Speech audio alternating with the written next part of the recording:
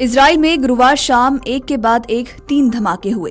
Israeli police ने बताया कि गुरुवार शाम को केंद्रीय शहर बैट याम में 3 बसों में बम विस्फोट हुआ। गनीमत रही कि इसमें कोई भी हताहत नहीं हुआ। उन्होंने इसे आतंकी हमला करार दिया है। इसी बीच रक्षा मंत्री इजराइल कैट्ज ने हमले के लिए फलस्तीनी आतंकवादी संगठनों को जिम्मेदार ठहराया है। तो वहीं प्रधानमंत्री बेंजामिन नेतन्याहू सुरक्षा बैठक करने वाले हैं। हमले ऐसे वक्त पर हुए हैं जब हमास और इजराइल में युद्ध विराम समझौते के तहत बंधकों का आदान प्रदान किया जा रहा है। आपको बता दें कि गुरुवार को यानी कि 20 फरवरी को इजराइल में बसों में सिलसिलेवार धमाके हुए हैं। ये ब्लास्ट सेंट्रल इजराइल में पार्किंग में खड़ी 3 बसों में हुए। अधिकारियों को संदेह है कि ये एक आतंकवादी हमला हो सकता है, क्योंकि 2 और बसों में भी विस्फोटक मिले हैं। इन धमाकों में हालांकि किसी की जान नहीं गई और ना ही किसी के घायल होने की जानकारी मिली है, लेकिन इन धमाकों ने लोगों को डरा दिया है। ये धमाके गाजा युद्ध विराम के बीच चल रही कैदियों की अदला बदली के दौरान किए जा रहे हैं। तो वहीं इजरायली प्रधानमंत्री बेंजामिन नेतन्याहू ने सुरक्षा बैठक बुलाई है। पुलिस प्रतिनिधि अस्सी एहरोनी ने 2 अतिरिक्त बसों में विस्फोटकों की खोज की पुष्टि की। तो वहीं अधिकारियों ने बताया कि सभी 5 बम एक जैसे थे, जिनमें टाइमिंग डिवाइस लगे थे। बम निरोधक दल ने बिना फटे उपकरणों को निष्क्रिय कर दिया है।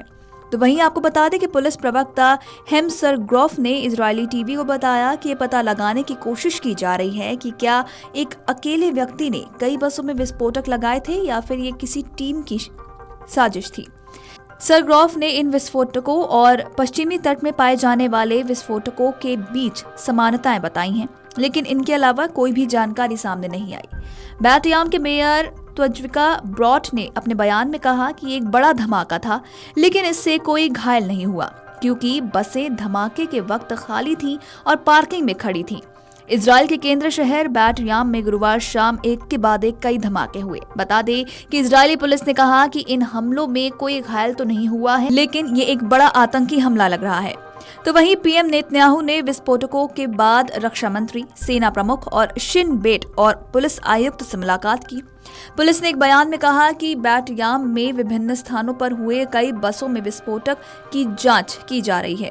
इजराइल के प्रधानमंत्री बेंजामिन नेतन्याहू ने गुरुवार को तेल अवीव के करीब बसों पर विस्फोटकों के बाद वेस्ट बैंक में गहन ऑपरेशन करने के लिए सेना को निर्देश दिए, जिसे नेतन्याहू के कार्यालय ने बड़े पैमाने पर हमले का प्रयास भी बताया। आपको बता दें कि इस हमले में किसी के भी हताहत होने की सूचना नहीं है, क्योंकि पुलिस का कहना है कि जिस समय ब्लास्ट हुआ उस समय इन बसों में कोई भी नहीं था।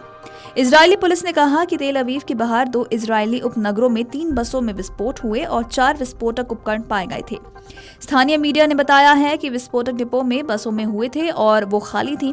बयान में कहा गया कि संदिग्धों की तलाश के लिए बड़े पैमाने पर सर्च ऑपरेशन भी चलाया जा रहा है। बता दें कि विस्फोट इजराइल में विनाशकारी बस विस्फोटकों की याद दिलाते हैं, जो 2000 के दशक में फिलिस्तीनी विद्रोह के दौरान हुए थे। हालांकि ऐसे हमले अब दुर्लभ ही हैं।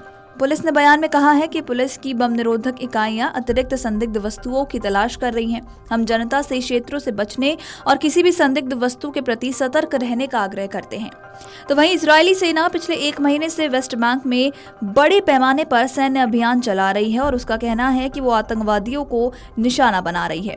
वेस्ट बैंक के शरणार्थी शिविरों में हजारों फलस्तीनियों को अपने घर छोड़ने के लिए मजबूर किया गया है, जबकि घरों और बुनियादी ढांचे को ध्वस्त कर दिया गया है। 16 महीने के युद्ध के बाद फलस्तीनी आतंकवादी समूह हमास और इजराइल के बीच गाजा में नाजुक युद्ध विराम के बीच बस विस्फोट हुआ है, जिसने लोगों को डरा दिया है। इजराइल और हमास द्वारा उल्लंघन के आरोपों के बावजूद 19 जनवरी को लागू होने के बाद ये युद्ध विराम कायम है। Video desk अमरउजाला.com। अमर उजाला जीवांजलि के सारथी की मदद लें और महाकुंभ में स्नान जरूर करें।